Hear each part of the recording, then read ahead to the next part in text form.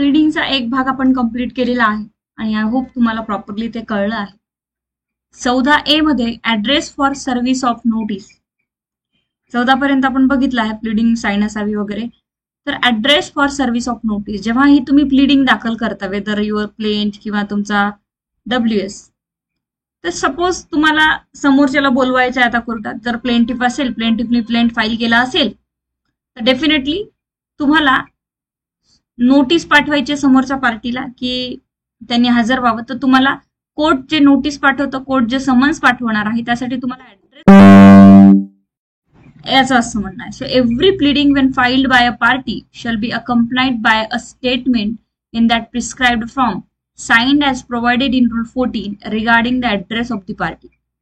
तर जर तुम्ही डिफेंडंटच्या अगेन्स्ट प्लेंट फाईल केला असेल तर डेफिनेटली तुम्हाला इथे सगळ्यात महत्वाचं आहे की तुम्हाला ऍड्रेस देणं गरजेचं आहे. डिफेंडंटचा प्रॉपर ऍड्रेस देणं गरजेचं आहे, कारण कोर्ट कशा प्रकारे त्याला समन्स पाठवणार ना, त्यामुळे. So second is such address may from time to time be changed by lodging in a court from duly filed up and stating the new address of the party and accompanied by the verified petition. Definitely ते काय म्हटलं जातं, हे यांचं म्हणणं आहे की हा जो ऍड्रेस आहे वारंवार चेंज होऊ शकतो का? येस, डेफिनेटली चेंज होऊ शकतो, कारण कोर्टाचे मॅटर्स अनेक वेळा खूप दिवस चालतात, त्याच्यामध्ये हा जो आहे तो चेंज होऊ शकतो ऍड्रेस. त्यामुळे ड्युली फाईल करा and stating the new address. वारंवार तुम्हाला न्यू व्हेरीफाईड करून पिटिशन्स न्यू ऍड्रेस सुद्धा देण्याची गरज पडू शकते कधी कधी.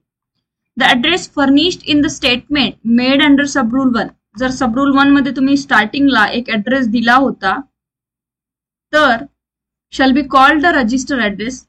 त्या जर चेंज नाही झाला तर त्या ऍड्रेसला रजिस्टर ऍड्रेस असं म्हटलं जाणार आहे of the party and shall until duly change as aforesaid. जोपर्यंत तुम्ही ते चेंज करणार नाही तोपर्यंत. सपोज मी आज सूट फाईल केला तुमच्यावर आणि सूट फाईल करून सांगितलं की कोर्टाला यांचा हा रजिस्टर ऍड्रेस आहे, ठीक आहे की नाही. मग हा रजिस्टर ऍड्रेस असेल तर त्यामध्ये तोच ऍड्रेस राहणार आहे जोपर्यंत मी चेंजचं अप्लिकेशन देणार नाही. मी सांगणार नाही की तो पार्टी आता तिथे राहत नाही, त्यांनी चेंज केलाय, हे बघा व्हेरीफाईड पिटिशन्स मध्ये देणार. Be deemed to be the address of the party for the purpose of service. तर तोच ऍड्रेस आहे असं म्हटलं जाईल जो की प्लेंटिफनी दिलाय आणि सांगितलं की या ऍड्रेसवर सर्व्हिस ऑफ समन्स करू शकता. तर कोर्ट त्याला ऍड्रेस म्हणणार registered address of all processes. सगळ्या प्रोसेससाठी नोटीस, समन्स, वॉट एव्हर, काही अटॅचमेंट, काही कुठलेही ऑर्डर करायचं असेल किंवा सर्व्हिस करायचं असेल तर कोर्टाला तोच ऍड्रेस एक registered address. Suit or in any appeal from any decree or order therein. कोणतीही अपील करायचे, मग डिक्री करायची, वॉट एव्हर, तर तो रजिस्टर ऍड्रेस आहे. Made and for the purpose of execution and shall be hold good subject as aforesaid for a period of 2 years after the final determinations of the cause or matter. Yes, आणि हा address 2 वर्ष तोच address आहे असं म्हटलं जाईल जोपर्यंत party तिथे सांगणार नाही की चेंज केलाय म्हणून.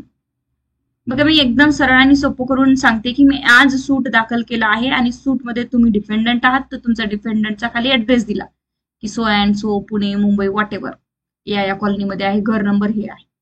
तर याच ऍड्रेसवर सगळ्या सर्व्हिसेस जातील कोर्टातनं, service of summons, service of notice, whatever जे काही ही काम असेल कोर्टाला ते याच ऍड्रेसवर होईल. जर मध्येच 1 वर्षामध्ये जर मी म्हटलं की नाही त्यांचा ऍड्रेस चेंज झाला तर मला ते चेंजचं अप्लिकेशन द्यावं लागेल, दुसरा तुमचा ऍड्रेस द्यावं लागेल. जर नाही मी काही चेंजचं अप्लिकेशन वगैरे दिलं तर कोर्ट 2 वर्षापर्यंत होल्ड करेल की हाच तो प्रॉपर ऍड्रेस आहे ज्याच्यावर आपल्याला सर्व्हिस करायची आहे. ठीक आहे. Service of any process may be effected upon a party at his registered address in all respects as though such a party resides thereat. काय म्हटलं आहे, सर्व्हिस ऑफ एनी प्रोसेस, प्रत्येक प्रोसेस जे आहे ती बी इफेक्ट होईल त्या पार्टीवर जिथे की त्याचा रजिस्टर्ड ऍड्रेस दिला आहे. All respect as though such a party resided there. जी पार्टी 2 वर्षाचा आपल्याला ऍड्रेस दिलाय जिथे रिसाइड्स करते, सगळ्या सर्व्हिस तिथेच इफेक्ट होती. Where the registered address of party is discovered by the court to be incomplete.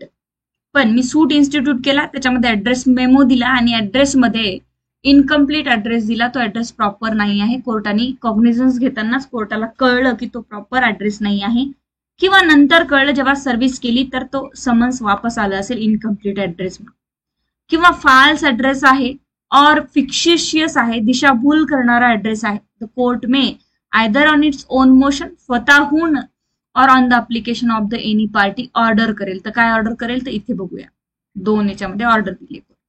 जर सूटमध्ये तुम्ही सांगितलं की डिफेंडंटचा ऍड्रेस हा आहे किंवा विटनेसचा ऍड्रेस हा आहे जिथे तुम्हाला सर्व्हिस करायची आहे, तर कोर्टाला वाटलं की हा इनकम्प्लीट आहे, फाल्स आहे, फिक्शिशियस आहे, तर कोर्ट ऑर्डर करू शकतं. काय ऑर्डर करू शकतं? एक तर either on its own motion, कोर्टाच्या स्वतः लक्षात आलं तर कोर्ट स्वतः करेल, किंवा एका पार्टीपैकीच पार्टीने अप्लिकेशन केलं की सर हा जो ऍड्रेस दिला आहे तो फाल्स फिक्शिशियस आहे, इनकम्प्लीट आहे, ऍक्शन घ्या याच्यावर, ऑर्डर काढा काहीतरी कोर्ट. ठीक आहे की नाही? तर आता जज साहेब ऑर्डर काढतील. काय काढतील? In the case where such a register address was furnished by the plaintiff, stay of the suit. हा जो ऍड्रेस इनकम्प्लीट, फिक्शिशियस, फाल्स प्लेंटिफने दिला होता ऍड्रेस, तर प्लेंटिफचा सूट स्टे करून टाकेल. खूप महत्वाचं आहे, लक्षात ठेवा. काय म्हटलं आहे? हा जो ऍड्रेस प्लेंटिफने दिला होता इनकम्प्लीट, फाल्स, फिक्शिशियस, तर सूट स्टे होऊन जाईल. कोणी दिला असेल तर प्लेंटिफनी. समोर जाऊया. कोर्ट काय ऑर्डर काढेल? स्टे ऑफ सूट. थांबवा इथेच, पहिले प्रॉपर ऍड्रेस द्या, मग पुढे जाऊया. खोटा ऍड्रेस देता तुम्ही, चला. In the case where such a register address was furnished by the defendant, डिफेंडंटने ऍड्रेस दिला. एक डिफेंडंट म्हणतो की माझ्या डब्ल्यूएस मध्ये मला एका विटनेसला बोलवायचं आहे, त्याला तुम्ही चेक करा, मग नंतरची प्रोसिजर करा. विटनेसचा खोटा ऍड्रेस देतो डिफेंडंट. डिफेंडंटला माहित आहे 10-12 वेळ सर्व्हिस जाईल, वापस येईल, त्याच्यात बरोबर मला चांगला वेळ मिळेल, टाइमपास होईल, नाहीतरी तर माझ्या अगेन्स्ट लागणार आहे जजमेंट. डिफेंडर जाणून बुजून असं करत असेल किंवा कसंही करू द्या, पण ऍड्रेस चुकीचा आहे, फाल्स आहे, इनकम्प्लीट आहे. His defence be struck out and he be placed in the same position as if he had not put up any defense. तुम्ही प्रिलिम्स देता, जेएमएफसी ची, मेन्स देता, इंटरव्ह्यू देता. इंटरव्ह्यू मध्ये सिलेक्शन नाही झालं किंवा मेन्स मध्ये सिलेक्शन नाही झालं तर तिथून वापस यावं लागतं आणि पुन्हा प्रिलिम्स द्यावं लागते की नाही? तसंच आहे. जर डिफेंडंटने ऍड्रेस चुकीचा दिला, फाल्स दिला, फिक्शिशियस दिला, तर डिफेंडंटला स्ट्रक्ट आउट केला जाईल आणि म्हटलं जाईल की सूट सुरू होऊन 6 महिने झाले, पण तुला त्याच स्टेजला पाठवतो, पहिल्या स्टेजला. हे सगळं गेलं वाया तुझं, जेवढ्या तू स्टेप्स घेतल्या होत्या, ऍक्शन घेतल्या होत्या. चल, जिथून सुरुवात केली ना, आता तिथून पुन्हा सुरुवात कर. क्लिअर? पहिलेपासून ये आणि त्याला त्या जागेवर ठेवलं जाईल. Be placed in the same position as if he had not put any of defence. परत जा, तू कोणताही डिफेन्स नाही घेतला, माझ्यासोबत आत्ताच तू अपियर झाला, अजून प्रिलिम्स पण नाही दिली, अशा जागी त्याला नेऊन पोहोचेल. This is called a defence be struck out म्हणतात. ह्या दोन गोष्टी खूप महत्वाच्या आहेत, लक्षात ठेवा.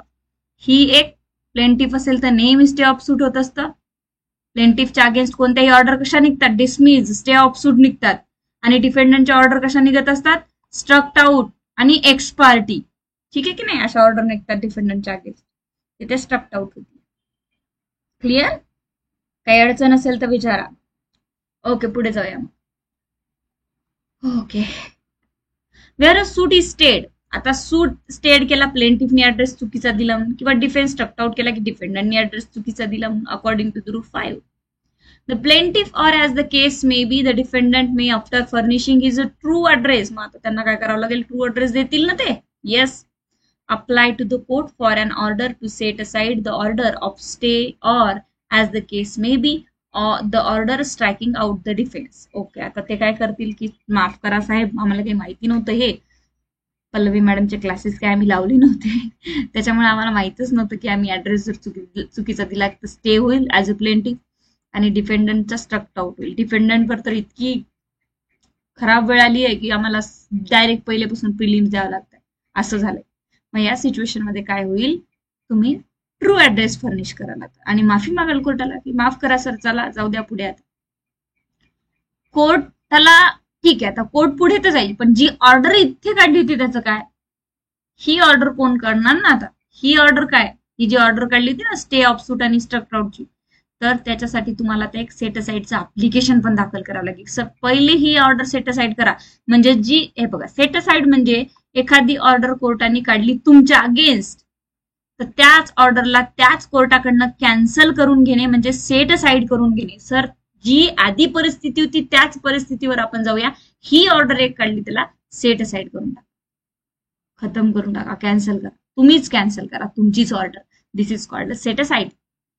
मग तुम्हाला दोन गोष्टी करायच्या आहेत, तर ट्रू ऍड्रेस द्यायचा आहे आणि दुसरी गोष्ट कोणती की जी ऑर्डर आमच्या अगेन्स्ट काढली होती तिला काय करा, सेट असाइड करून टाका.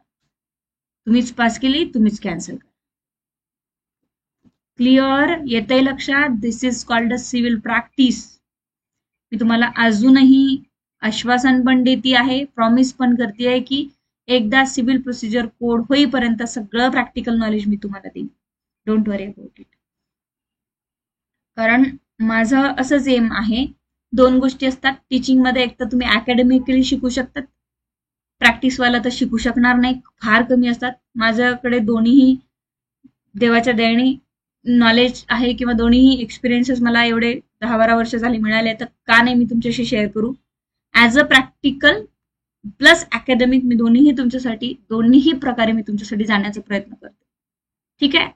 आणि माझी अशी खूप इच्छा आहे की माझ्याकडे जोही विद्यार्थी सिव्हिल असो कोणताही विषय शिकणार तर त्याचं नॉलेज सगळ्यांपेक्षा काहीतरी वेगळं असावं. क्लिअर? आणि सगळ्यात महत्वाचं मला तर असं वाटतं की त्याला आपण जसं मी जसं तुम्हाला एक्सप्लेन करून सांगते, तुम्हाला तसं तिसऱ्याला एक्सप्लेन करून सांगताच आलं पाहिजे, डेफिनेटली सांगता आलं पाहिजे.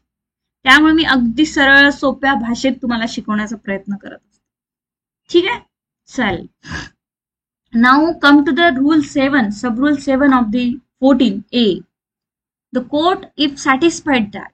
कोर्टाचं सॅटिस्फॅक्शन झालंय बघा. आता काय झालं बघू. The party was prevented by any sufficient cause from filing the true address. Party काय करते आहे, ते प्रिव्हेंट होती आहे काहीतरी कारणास्तव आणि ते फाईल करू शकत नाही आहे. सफिशियंट नाही आहे त्यांच्यासाठी, काहीतरी कारण आहेत की ते true address at the proper टाइमला नाही करू शकत आहेत. क्लिअर? कोर्ट सॅटिस्फाईड की ठीक आहे तुम्ही नाही करू शकलात किंवा नाही करू शकत आहे, खरा ऍड्रेस नाही देऊ शकत आहे मला एक रिझनेबल प्रॉपर टाइम मध्ये, shall set aside the order of stay or order of striking out the defense on such a terms as to cost or otherwise as things fit and shall appoint a day for the proceedings with the suit or defense as the case may be. पण आता कधी कधी तुमचा दोष नसेल, तुमच्याकडे proper ऍड्रेसच नाहीये, तुम्हाला असं काहीतरी प्रिव्हेंट करत आहे, म्हणजे काहीतरी अशी अडचण येत आहे कुठल्याही प्रकारे की समोरचा व्यक्ती तुम्हाला ऍड्रेस मिळू देत नाही आहे, वारंवार ऍड्रेस चेंज करतोय, तर तुम्ही काय करणार? क्लिअर? मग अशा प्रकारे जर तुमच्यासोबत घडत असेल, प्लेंटिफ म्हणतो सर मी आता तुम्हाला ऍड्रेस दिला की डिफेंडंट घर बदलवते, मी काय करणार आहे आता? मग हे जर अशा प्रकारचे जर कोर्टाला सॅटिस्फॅक्शन झाले की प्रॉपर टाइम मध्ये हा ट्रू ऍड्रेस नाही देऊ शकत, तर मग ती जी ऑर्डर आहे सॅटिस्फाईड झालं तर, जर सॅटिस्फाईड झालं तर court shell set aside the order. काय म्हटलंय? मे नाही, कोर्टाला डिस्क्रिशनरी पॉवर नाही.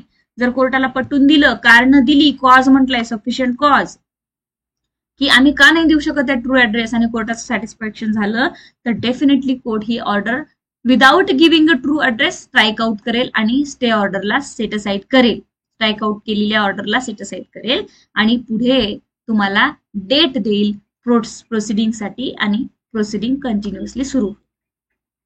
क्लिअर?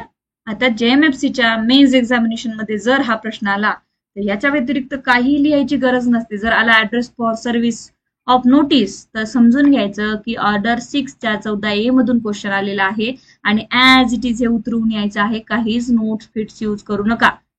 इवन मी सुद्धा नोट्स प्रोव्हाइड करते, पण मी सुद्धा सांगते की नोट्स ठीक आहे बाबा तुम्ही मागता मी देते, डोंट वरी अबाउट इट, पण काहीच गरज नाही. सिव्हिलला तर गरजच नाही नोट्सची.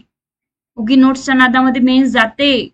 99% लोकांची मेन्सच्या नादामध्ये नोट्सच्या नादामध्ये मेन्स जाते. बेअर ऍक्ट वाचायला वेळ भेटत नाही, तिथे लिहायला अर्ध बेअर ऍक्टचं प्रोव्हिजन लिहिणं होत नाही आणि नोट्स मध्ये कुठं डोकं घालता आणि वेळ घालता. प्लीज नका जाऊ. Bare act, only bare act read करा. Nothing in this rule shall prevent the court from directing the service of process at any other address if for any reasons it thinks fit to so do. कोणत्याही प्रकारे इथे rule, कोणताही rule इथे कोर्टाला prevent करणार नाहीये. कोर्टाचं फुल discretionary power आहे. Directing service of process at any other address for any reason if things fit. कोर्टाला जर वाटत असेल की नाही पार्टी मला एक ऍड्रेस देत आहे पण मला एक दुसरा ऍड्रेस प्रॉपर वाटतो, इथे मी सर्व्हिस करतो, तो कोर्टाच्या मनाने तो कोर्ट सर्व्हिस करू शकतो. कंपल्सरी नाही की तुम्ही दिलेल्या ऍड्रेसवरच सर्व्हिस करा, त्याला त्याची पॉवर आहे. So this is the service. ठीक आहे. Now 15 that is verification of pleading. This is very very important. Pleading मध्ये सगळ्यात शेवटी व्हेरिफिकेशन झाल्याशिवाय तुमची प्लीडिंग कम्प्लीट होत नाही. आता प्लेंट मध्ये तर बघणारच आपण व्हेरिफिकेशन काय राहतं, तरी पण सुद्धा एक मोठं मी तुम्हाला इथे थोडंसं सांगण्याचा प्रयत्न करते की काय आहे प्लीडिंग आणि काय आहे व्हेरिफिकेशन. ठीक आहे. तर come to the board. Okay, या पुढे. येस. ओके, आता बघा, ही आहे तुमचं प्लीडिंग. हे तुमचं प्लीडिंग आहे. ठीक आहे. तुमचं कोर्टाचं नाव सिव्हिल जज. ठीक आहे. ज्युनियर डिव्हिजन सोयासो पुणे एक्सेट्रा एक्सेट्रा झालं हे सगळं. त्यानंतर इथे प्लेंटिफ कोण आहे वर्सेस डिफेंडंट झाले. क्लेम काय आहे, यांचे ऍड्रेस आता हे खूप सारं राहतं. क्लेम जजमेंटचं एखादं लेक्चर पाठवेल त्याच्यामध्ये बघून. ठीक आहे. हे सगळं झालं. केस नंबर सुटपे वगैरे सगळं झालं. ठीक आहे. आता हे स्क्रीन केव्हापासून नाही दिसतंय तुम्हाला? नाही, हे बोर्ड ऑन केलं ना, व्हाईट बोर्ड दिसतंय तुम्हाला? दिसत नाहीये?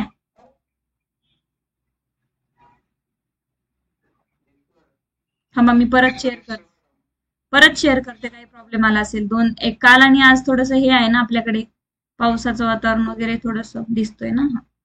कधी कधी तुमच्याकडनं पण ते जातं. बरं, परत काय करत जा, रिफ्रेश करून घेत जा एकदा. सो व्हेरिफिकेशन ऑफ प्लीडिंग मध्ये आलो आणि हे सगळं झाल्यानंतर आपल्याकडे काय असतं मग इथे प्लेंटिफचं सगळं काय असेल ते फॅक्ट ऑफ द प्लेंट असतं. काय आलं हे?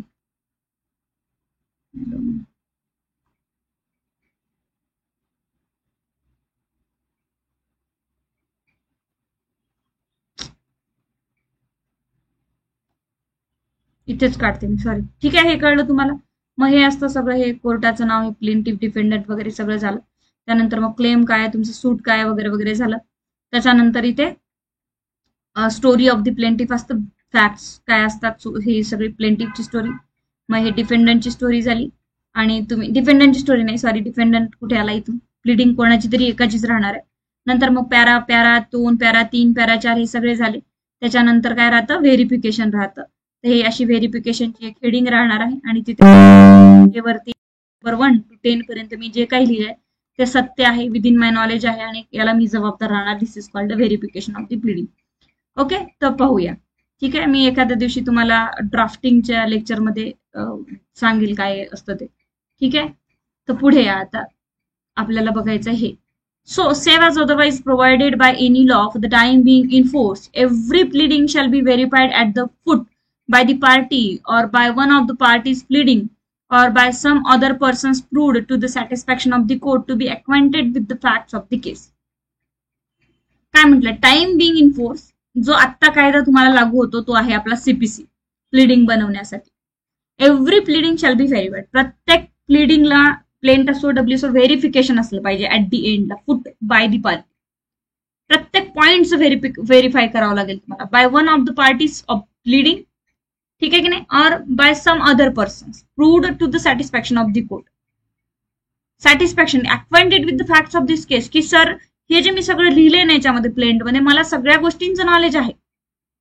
I am acquainted with the facts of the case. मला सगळ्या प्रत्येक वकिलांनी हे फ्रेम केलं ना, सगळ्यांना माहिती ते वकिलांनीच फ्रेम केलंय.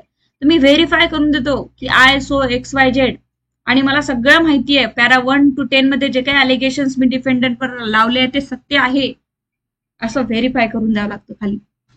The person verifying shall specify. जो पर्सन व्हेरीफाय करतो त्यांनी स्पेसिफाय केलं पाहिजे काय, by reference to the numbered paragraph. काय मी जे आता सांगते की पॅरा नंबर 1 ते 10 पर्यंत जे मी आरोप लावलेले आहे of the pleading, what he verify, माझ्या स्वतःच्या नॉलेज वरून लावले मी, कोणी सांगण्यावरून नाही. What he verifies upon information received and believed to be. माझ्याकडे अशा प्रकारची इन्फॉर्मेशन आली आणि मी त्याच्यावर बिलीव्ह करतो आणि ही सत्य आहे माझ्या माहितीनुसार. आणि म्हणून मी ही सगळी प्लीडिंग व्हेरीफाय करतो की पॅरा नंबर 1 ते 10 मध्ये जे काही लिहिलंय ते सगळं सत्य आहे, माझ्या नॉलेजमध्ये आहे आणि सगळं ट्रू आहे, believed to be true and oblige. The verification shall be signed by the person making it and shall state the date on which and the place at which it was signed. Verification वर signature करणार तो स्वतः, त्याच्यावर date लिहिणार, place लिहिणार, कुठल्या प्लेसवर त्यांनी ते व्हेरीफाय केलं आहे, नांदेड, पुणे, मुंबई, छत्रपती संभाजीनगर, डेट, प्लेस, ठीक आहे, आणि त्याचं नाव आणि सही करणार. The person verifying the pleading shall also furnish an affidavit in support of his pleading. आणि प्रत्येक ऍफिडेव्हिट सोबत, प्रत्येक प्लीडिंग सोबत सिव्हिलमध्ये ऍफिडेव्हिट लागतो. प्रत्येक प्लेन द्या, ऍप्लिकेशन द्या, WS द्या, ऍफिडेव्हिट लागतं. सिव्हिल मॅटर क्लायंट आल्याशिवाय फ्रेम होत नाही, लक्षात घ्या, ठीक आहे. ऍफिडेव्हिट वर सही पाहिजे म्हणजे पाहिजेच. Yes. 15A verification of pleading in a commercial court notwithstanding anything contain in rule 15. Okay बाबा, मध्ये काही सांगितलं तरी आम्हाला काही त्याचं करायचं नाही, आमचं कमर्शियलचं वेगळंच आहे. बरोबर आहे की नाही? ठीक आहे की नाही? तुमचं काही असो, आम्हाला काही करायचं नाही, आमच्या इकडे वेगळंच. सध्या लग्नाचा सीझन सुरू आहे. नवरीची आई म्हणते की आमच्याकडे असे नियम आहे, नवरदेवाचे म्हणते तुमचे नियम तुमच्याजवळ ठेवा, आमचे नियम आमच्याकडे आहे. कमर्शियल कोर्ट म्हणजे काय, ते नवरदेव आहे. रेग्युलर काही कोणी काय म्हणत असेल, आमचे नियम आमच्याकडे आहेत. आमचे नियम काय आहे? नॉटविथस्टँडिंग एनिथिंग कंटेन मध्ये काही म्हटलं असेल तरी every pleading in a commercial dispute shall be verified by the affidavit and affidavit in the manner and form prescribed in the appendix two this schedule. इथे अपेंडिक्स दिले आहेत ना स्केड्यूल मध्ये, त्याच फॉर्मॅटमध्ये ऍफिडेव्हिट बनवा, त्याच फॉर्मॅटमध्ये व्हेरीफाय करायला पाहिजे आम्हाला. ते असं तसं व्हेरिफिकेशन चालणार नाही आम्हाला कमर्शियल कोर्टामध्ये. कमर्शियल कोर्टामध्ये व्हेरीफाईड बाय ऍफिडेव्हिट करा आणि ह्या फॉर्मॅटमध्ये करा, जे की CPC मध्ये मागे दिलं आहे. An affidavit under sub rule 1 above shall be signed by the party by one of the parties. कोणी करा, 4 असेल पार्टी ते एकाने करा, मॅटर करणार नाही प्रोसिडिंग मध्ये. Or any other persons on behalf of such a party, जो कोणी असेल ते सॅटिस्फॅक्शन होईल कोर्टाचं. That person is acquainted with the facts of the case who is duly authorised by such a party or party. ठीक आहे. Where a pleading is amended, the amendments must be verified in the form and manner referred to in sub rule 1 unless the court order otherwise. जर तुम्ही pleading पुढे चालून amend केली असेल ना, त्याच्यामध्ये काही बदल केले असेल तरी पुन्हा ती प्लीडिंग व्हेरीफाईड करा. जे अमेंडेड प्लीडिंग असते ते इकडे पण करतातच, ठीक आहे की नाही. Where a pleading is not verified in the manner provided under sub rule 1, जर व्हेरीफाईड नाही केली तुम्ही सब रूल 1 अंतर्गत, तर the party shall not be permitted to rely on such a pleading as evidence or any of the matter set out therein. तर तुम्हाला त्याच्यावर rely होता येणार नाही. तुम्ही जे काही बोललात ना त्याच्यामध्ये जर व्हेरिफिकेशन नसेल तर पुढे चालून तुम्हाला प्रॉब्लेम येईल. The court may strike out a pleading which is not verified by the statement of truth, namely the affidavit set out in the appendix of this schedule. Affidavits appendixच्या स्केड्यूलच्या फॉर्मॅटमध्ये तुमची व्हेरीफाईड प्लीडिंग नसेल तर court strike out करून टाकेल, काढून टाकेल तुमच्या प्लीडिंगला आणि तुम्हाला परत ती त्या फॉर्मॅटमध्ये घेऊन यावं. Clear? This is the commercial court. फार स्ट्रिक्ट लॉ झाले आहेत कमर्शियलचे. Striking out a pleading. काय आहे striking out the pleading? Pleading काढून टाकणे, वापस करणे. तुमचा जो सूट आहे, प्लीडिंग जे तुमचा सूट आहे तो काढून टाकणे, कोर्ट म्हणते हे वापस घेऊन जा. This is called a striking out. The court may at any stage of the pleading proceedings order to be struck out or amended any matter in any pleading. Court कोणत्याही प्रोसिडिंग मध्ये कोणत्याही स्टेजला असं वाटलं की नाही इथे काहीतरी गोंधळ दिसतो, याच्यामध्ये व्हेरिफिकेशन बरोबर नाही, पॉइंट बरोबर नाही, फॉर्मॅट बरोबर नाही, पॅरावाईज लिहिलेलं नाही, ऍफिडेव्हिट नाही, डायरेक्टली स्टक आउट करेल किंवा अमेंड करून घेऊन यायला सांगेल. कोणत्या सिच्युएशन असू शकतात which may be unnecessarily pleading आहे, त्याला काही अर्थच नाहीये, उगीच कोणीतरी सूट फाईल केलाय अननेसेसरी. ठीक आहे की नाही? गरज नसताना सूट फाईल करायची गरजच नाही. स्कॅन्डलस आहे, ठीक आहे की नाही? त्रासदायक आहे, फ्रिव्हिलियस आहे, वॅक्शिशियस आहे, उगीच डिफेंडंटला त्रास देण्याच्या हेतून हे सगळं दाखल झालेलं आहे. अननेसेसरी, स्कॅन्डलियस, फ्रिव्हिलियस, वॅक्शिशियस, या 4ही मॅटरमध्ये तुमची प्लीडिंग स्ट्राईक आउट होऊ शकतं. दिस इज द प्रिलिमिनरी मटेरियल. काय पाठच करायचे, unnecessary, स्कॅन्डिलियस, फ्रिव्हिलियस, वॅक्शिशियस, which may tends to prejudice, embarrass, delay the fair trial of pleading लिहून ठेवली आहे की काही कामाचीच नाही आहे, स्कॅन्डलस आहे पूर्णपणे, खूप अननेसेसरी 1000-1500 पानं करून ठेवले. प्रिज्युडाइस, एम्ब्रान्स ह्या फेअर ट्रायलला डिले होऊ शकतो, ठीक आहे की नाही, तर घेऊन जा, याच्यामध्ये बदल करून आणा. Which is otherwise an abuse of the process of the court. कोर्टाच्याच प्रोसेसला अब्यूज करते ती, खूप जास्त लेंदी आहे किंवा काही प्रिंटिंगच कळत नाही, व्हॉट एव्हर काही डिफेक्ट्स असतील तर इथे स्ट्रायकिंग आउट केली जाणार आहे. तर हे 3 पॉइंट आहे, 3 पॉइंट चांगले रीड करायचे. पुढे या.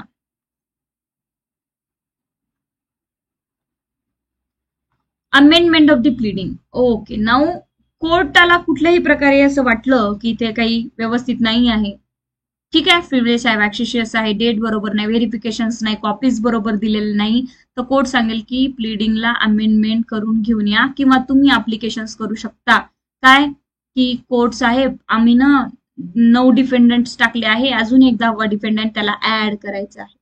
तर आपलं आधीच झालं की जेव्हा सूट फ्रेम करतो आपण, त्याच ऑर्डरमध्ये आपण बघितलं फ्रेमिंग ऑफ सूटमध्ये, एकदा सूट फ्रेम करून घेतल्यानंतर त्याच्यावर काहीच उपाय नसतो, त्याच्यात काहीच करता येत नाही, म्हणून ड्युली इन्स्टिट्यूट करायचा असतो सूट. जर तुम्हाला सूटमध्ये काही चेंजेस करायचं असेल, इव्हन WS, इव्हन प्लेंटमध्ये, तर तुम्हाला या ऑर्डरच्या ऑर्डर 6 रूल 17 to 18 मध्ये जावं लागतं, that is amendment of the pleading. तर अमेंड करून द्यावी लागते, त्याची ही प्रोसिजर आहे या रूल नुसार. The court may at any stage of the proceeding allow either party to alter or amend his pleading. पण कोर्ट कोणत्याही स्टेजला, बिफोर द जजमेंट, जजमेंटच्या आधी कोणत्याही स्टेजला, बिफोर द जजमेंट, कोर्ट तुम्हाला परमिशन देऊ शकतं आयदर पार्टीला, WS म्हणजे डिफेंडंटला किंवा प्लेंटिफला, की जा बाबा तुमची प्लीडिंग दुरुस्त करून घेऊन या. इथे ऍड करायचं ना तुम्हाला, कोणाला ऍड करा, काढून टाकायचं होतं ना तर काढून टाका, काही मुद्दे अजून ऍड करायचे तर का अजून ऍड करा, नो प्रॉब्लेम, आम्ही तुम्हाला ऍट एनी स्टेजला परमिशन देऊ, but in a such a manner and on such a terms as may be just, and all such amendments shall be made as may be necessary for the purpose of determining the real questions in a controversy between the parties. But जे तुम्ही करून घेऊन येणार आहेत ते help केलं पाहिजे, necessary असलं पाहिजे, determine the real question, controversy मधला रिअल क्वेश्चन डिटरमाइन करण्यासाठी between the parties, what ever controversy which is happen between the parties, त्याच्यामध्ये काहीही डिटरमाइन करायचं असेल तर ही अमेंडमेंट करणे नेसेसरी आहे असं कोर्टाला पटवून द्यावं लागेल तुम्हाला, अँड देन कोर्ट तुम्हाला परमिशन देईल. उगीच अमेंडमेंट करायला परमिशन देईल का, नाही देणार. Provided that no applications for the amendment shall be allowed after the trial has commenced unless the court comes to the conclusion that in spite of the due diligence the party could not have raised the matter before the commencement of the trial. But तरी पहिल्या रूलच्या पहिल्या पॅरामध्ये म्हटलं असेल की at any stage आम्ही तुम्हाला permission देऊ, तरी पण no applications for the amendment shall be allowed, तुमचं अप्लिकेशन अलाउड केलं जात नाही after the trial has commence. एकदा ट्रायल सुरू झालं, पण ट्रायल सुरू झाल्यानंतर तुमचं ऍप्लिकेशन अमेंडमेंट करता येऊ शकतं जोपर्यंत comes to the conclusion that in spite of the due diligence. कोर्टाला या कॉन्क्लुजनवर तुम्हाला आणायचंय, कोर्टाला पटवून द्यायचंय की हे स्पाइट ऑफ ड्यू डिलिजन्स आहे. The party could not have raised the matter before the commencement of the trial. आम्ही सुरुवातीला जेव्हा ट्रायल सुरू झालं किंवा सुरुवातीला आम्ही जेव्हा तुमच्याकडे इन्स्टिट्यूट केला तेव्हा आम्ही या मुद्द्यावर पोहोचू शकलो नव्हतो किंवा त्या वेळेस आमच्या नॉलेजमध्ये ह्या सगळ्या गोष्टी आलेल्या नव्हत्या, हे पटवून देणं खूप मुद्द्याचं आहे. Unless the comes to the conclusion that, court जोपर्यंत या कॉन्क्लुजन मध्ये येत नाही that in spite of the due diligence, हे खरंच गरजेचं आहे. And the party could not have raised the matter, आम्ही कुठल्याही प्रकारे due diligence in the sense की प्रयत्न केले आम्ही की हे एव्हिडन्सेस आम्हाला मिळावे, आम्हाला तेव्हा पूर्ण प्रयत्न करूनही 10व्या नंबरचा डिफेंडंट मिळालाच नव्हता, आम्हाला 9 डिफेंडंटच दिसत होते तिथे. आम्ही पूर्ण प्रयत्न केले प्रॉपरली सूट इन्स्टिट्यूट करण्याचे, पण थोडं ना थोडं कुठे राहून गेलं आणि ते आता आमच्या समोर उघडकीस आलंय. We need to amend the pleading, कॉन्क्लुजनवर आणावं लागेल कोर्टाला, तरच तुम्ही इथे प्लीडिंगची परमिशन मिळू शकते. असं इथे स्टार्टिंगला तर जनरल रूल खूप फ्री अँड फ्रँक आहे की ऍट एनी स्टेज तुम्ही करू शकता, पण कोर्टात प्रॅक्टिकली हे इतकं सोपं नाही. कोर्टाला हे पटवून द्यावं लागतं की सर खरंच गरजेचं आहे, आम्ही चुकलो नाही किंवा ही छोटी मोठी निग्लिजन्स नाही आहे, आता अमेंडमेंट करावं लागतं ते गरजेचं आहे आणि त्यावेळेस सूट इन्स्टिट्यूट करताना आम्हाला याबद्दल थोडीही आयडिया नव्हती. त्याचे कारण द्या, काय आयडिया नव्हती, काय हे सगळ्या गोष्टी कोर्टाला पटवून दिल्यावर कोर्ट परमिशन देईल. The last sections, rule of this order that failure to amend after or lastच आहे ना, 18च आहे ना, yes I think yes. Okay, कोर्टाने काय केलं, तुम्ही 17 रूल मध्ये तुम्ही परमिशन मागितली आणि कोर्टाने ऑर्डर काढली. आता हे बघा, this is the order and judgment मध्ये काय फरक आहे. ऑर्डर मध्ये बघितलं आपण प्रत्येक छोट्या छोट्या गोष्टीला कोर्ट ऑर्डर काढतो. तुम्ही ऍप्लिकेशन केलं की आम्हाला अमेंड करायचं आहे सर, प्लीज आम्हाला काय करा, तुम्ही परमिशन द्या. तर कोर्ट ऑर्डर काढेल, काय करेल की ठीक आहे तुम्ही अमेंड करू शकता. आता कोर्टाने अमेंडमेंट करण्यासाठी एक तारीख दिली तुम्हाला, पुढच्या महिन्याची 25 तारीख, मेची 25 तारीख पर्यंत तुम्ही अमेंडमेंट करून घ्या आणि 25 तारखेला अमेंडेड प्लीडिंग दाखल करा. आता स्पेसिफिकली कोर्टाने एक तारीख दिलेली आहे, ठीक आहे की नाही, तर मग त्या तारखेपर्यंत करावं लागेल. किंवा मग कायदा काय म्हणतो ते बघूया. If a party who has obtain an order for a leave to amend does not amend accordingly. कोर्टाने ऑर्डर काढली की अमेंड करा, पण तरी तुम्ही करत नाही. आता तुम्हीच मागितली अमेंडमेंटची परमिशन आणि तुम्हीच करत नाही. Accordingly within the time limited for the purpose of by order, जी कोर्टाने तारीख ठरवून दिली होती ती. If no time is there by limited, कोर्टाने कोणतीही तारीख ठरवून दिली नाही, कोर्ट म्हणते फक्त की अमेंडमेंट करून घेऊन या, कोर्टाने तारीख मेन्शन नाही केली, तर रूल 18 म्हणतो की तुम्ही within a 14 days from the date of the order तुम्हाला न्यावं लागेल.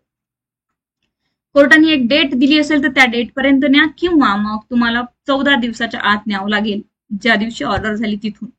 ही shall not be permitted to amend after the expiration of such a limited time. जर तुम्ही अमेंडमेंट नाही केली लिमिटेड टाइम मध्ये, as aforesaid or for such a 14 days as the case may be, unless the time is extended by the court.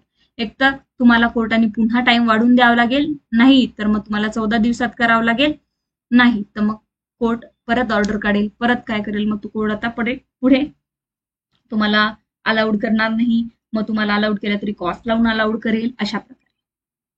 ठीक आहे, मग परत तुम्ही लवकरच नाही केली तर काय होईल, मग तेवढ्यापुरतं तुमचं सूट डिसमिस होऊ शकतं, तुम्ही प्लेंटिफ असेल तर, किंवा मग तुम्ही डिफेंडंट असेल तर एक्सपार्टी होऊ शकतं, नाही तर मग कोर्ट काय करेल, कॉस्ट वगैरे लावून तुम्हाला पुढे कंटिन्यू करण्यास सांगू शकतो. So this is the 1 to 18 rule of the pleading, जे की आपण 2 लेक्चरमध्ये संपूर्ण टाकलेले आहे. अँड देन नेक्स्ट आता आपल्याला सेपरेटली बघायचं, याच प्लीडिंगला आपल्याला सेपरेटली बघायचं आहे की प्लेंट कसा असतो, तो प्लेंट कसा बनतो, पुढे WS कसा असतो, तो कसा बनतो, WS मध्ये काउंटर क्लेम काय असतं, WS मध्ये सेट ऑफ काय असतो, हे फार महत्वाचं आहे. याच्यातच 4-5 दिवस जातील आपले, पण डोंट वरी अबाउट इट, आपल्याला ते करणं गरजेचं आहे, कारण आपली ही न्यूच आहे, बेसिकच आहे. ठीक आहे, बेसिकला प्रॉपरली करावं. मी त्या व्हिडिओ ऑफ करते, तुम्हाला काही विचारायचे प्रश्न तर विचार.